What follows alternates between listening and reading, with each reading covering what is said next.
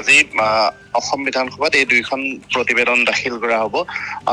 আজিৰ ৰাজনৈতিক আৰু সামাজিক প্ৰেক্ষাপটত এই প্ৰতিবেদন দুখনৰ গুৰুত্ব কিমান বা ৰাজনৈতিকভাৱে বৰ্তমানৰ চৰকাৰখনে কিমান দূৰলৈকে প্ৰতিবেদনখনক ব্যৱহাৰ কৰিব পাৰে তাক লৈ এতিয়াও প্ৰশ্ন আছে। কাৰণ যিহেতু বিধানসভা নিৰ্বাচনৰ প্ৰাক মুহূৰ্তত চৰকাৰে এই সিদ্ধান্ত লৈছে, নিঃসন্দেহে কোনোবাখিনিত কৰবাত এটা ৰাজনৈতিক উদ্দেশ্য চৰকাৰৰ ইয়াত আছে বা শাসকীয় দলটোৰ আছে। কিন্তু আটাইতকৈ গুৰুত্বপূৰ্ণ কথাটো হৈছে যে এই তিৱাৰী কমিশ্যন আৰু মেহতা কমিশ্যনৰ ৰিপৰ্ট দুখনত কি আছিল। যদিও বা ৰাজ্য চৰকাৰে কৈছে যে এই ৰিপৰ্ট দুখন পূৰ্বে দাখিল কৰা হোৱা নাছিল, কিন্তু অসম বিধানসভাৰ মজিয়াত ত্ৰিভুৱন প্ৰসাদ তিৱাৰীৰ নেতৃত্বত যিখন কমিটি গঠন কৰা হৈছিল, তেতিয়া কংগ্ৰেছ চৰকাৰে যিখন কমিটি গঠন কৰি দিছিল 1983 চনত ৰাজ্যৰ বিভিন্ন প্ৰান্তত সংঘটিত এলানি ৰক্তাক্ত সংঘৰ্ষৰ তদন্ত কৰা যিখন প্ৰতিবেদন, যিখন আয়োগ গঠন কৰি দিছিল তদন্ত কৰিবলৈ ত্ৰিভুৱন প্ৰসাদ তিৱাৰীৰ নেতৃত্বত, সেই কমিটিৰ প্ৰতিবেদনখন 1987 চনৰ 30 মাৰ্চত তদানীন্তন মুখ্যমন্ত্ৰী প্ৰফুল্ল কুমাৰ মহন্তই অসম বিধানসভাত দাখিল কৰিছিল। অৱশ্যে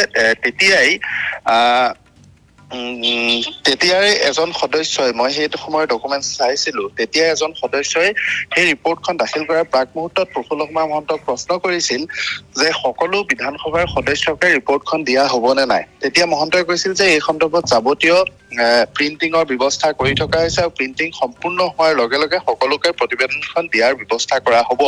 কিন্তু প্ৰকৃতপক্ষে সেই প্ৰতিবেদনখন অসম বিধানসভাত দাখিল কৰা হৈছিল যদিও অসম বিধানসভাৰ 126 জন সদস্যই সেই প্ৰতিবেদনখন লাভ কৰা নাছিল, যাৰ বাবে ডক্টৰ হিমন্ত বিশ্ব শৰ্মাই পৰহিদিনা এক সংবাদমেলত কৈছে যে অকল অধ্যক্ষৰ মেজত এটা কপি ৰখা হৈছিল।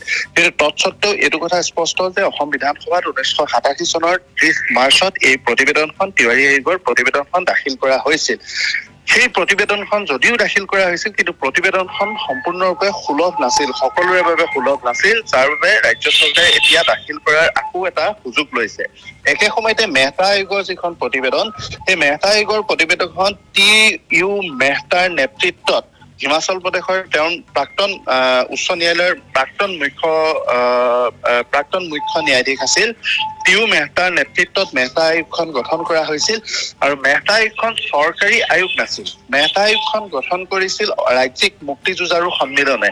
যিহেতু সেই সময়ত ত্ৰিভুৱন প্ৰসাদ তিৱাৰীৰ নেতৃত্বত চৰকাৰে এখন প্ৰশাসনিক আয়োগ গঠন কৰিছিল ঘটনাসমূহ অনুসন্ধানৰ বাবে, আৰু সেই সময়ত আন্দোলনকাৰী পক্ষৰ বা অসমৰ অধিকাংশ লোকৰ দাবী আছিল যে ঘটনালানি তদন্তৰ বাবে এখন ন্যায়িক আয়োগ গঠন কৰিব লাগে।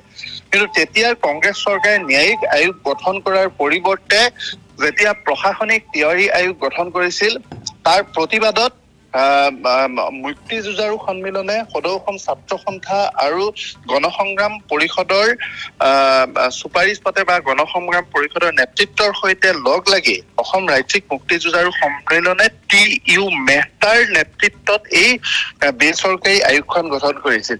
যিখন বেচৰকাৰী আয়োগ মেহতা আয়োগে 1985 চনৰ 26 জানুৱাৰীত এই প্ৰতিবেদনখন দাখিল কৰিছিল, আৰু 84 চনত প্ৰতিবেদনখন দাখিল কৰিছিল ত্ৰিভুৱন প্ৰসাদ তিৱাৰীয়ে। কিন্তু আচৰিত কথাটো হৈছে ত্ৰিভুৱন প্ৰসাদ তিৱাৰীৰ যিখন প্ৰতিবেদন দাখিল কৰা হৈছিল, সেই প্ৰতিবেদনখনত কিন্তু তেতিয়া উত্তৰ প্ৰদেশৰ প্ৰাক্তন মুখ্য সচিব ত্ৰিভুৱন প্ৰসাদ তিৱাৰীয়ে স্বাক্ষৰ কৰা নাছিল।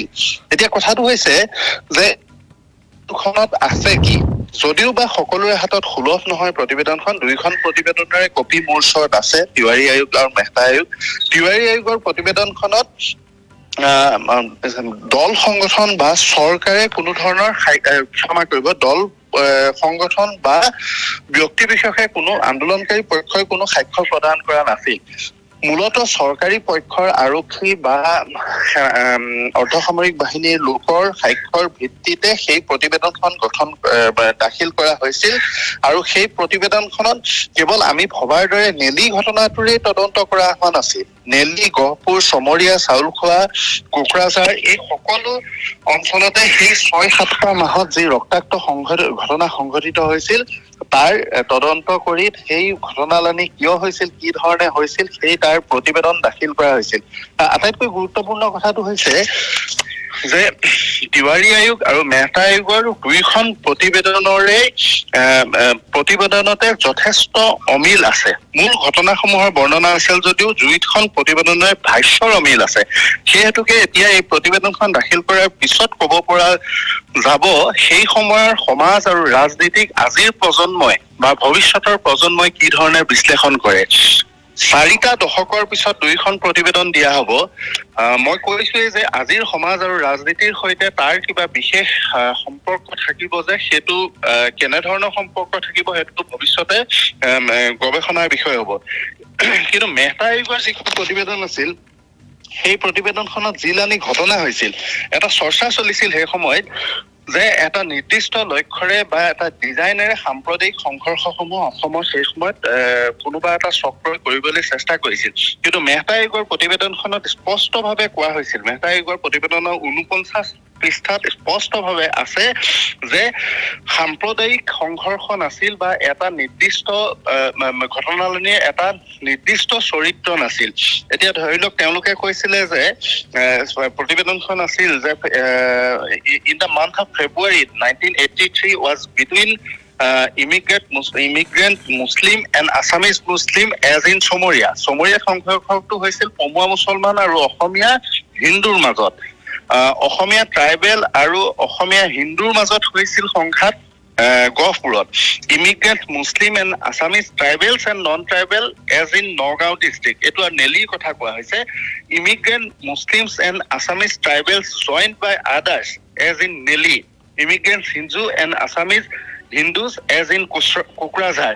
এই ধৰণৰ প্ৰতিটো ঘটনাই আচলতে চৰিত্ৰ বেলেগে বেলেগে বিশ্লেষণ কৰা হৈছিল। আজি প্ৰতিবেদনখন দাখিল কৰাৰ পিছত গোটেই ঘটনাৱলী পোহৰলৈ আহিব। প্ৰতিবেদনখন আচলতে এটা যিহেতু ইতিহাস, এই ইতিহাস হিচাপে প্ৰতিবেদনখন কেতিয়াবাই আচলতে পোহৰলৈ আহিব লাগিছিল। কাৰণ ভৱিষ্যতৰ সমাজ আৰু ৰাজনীতি সমাজ আৰু ৰাজনীতি যেতিয়া বিশ্লেষণ কৰিবলৈ যোৱা হ'ব তেতিয়াহ'লে সেই ইতিহাসসমূহ এই প্ৰতিবেদন দুখনৰ জৰিয়তে আচলতে পোহৰলৈ আহিব। ৰবি। হয়, এই মুহূৰ্তত আপোনাক ধন্যবাদ জনাইছোঁ। আৰু আসাম টক্স আপোচবিহীন অসম কণ্ঠ।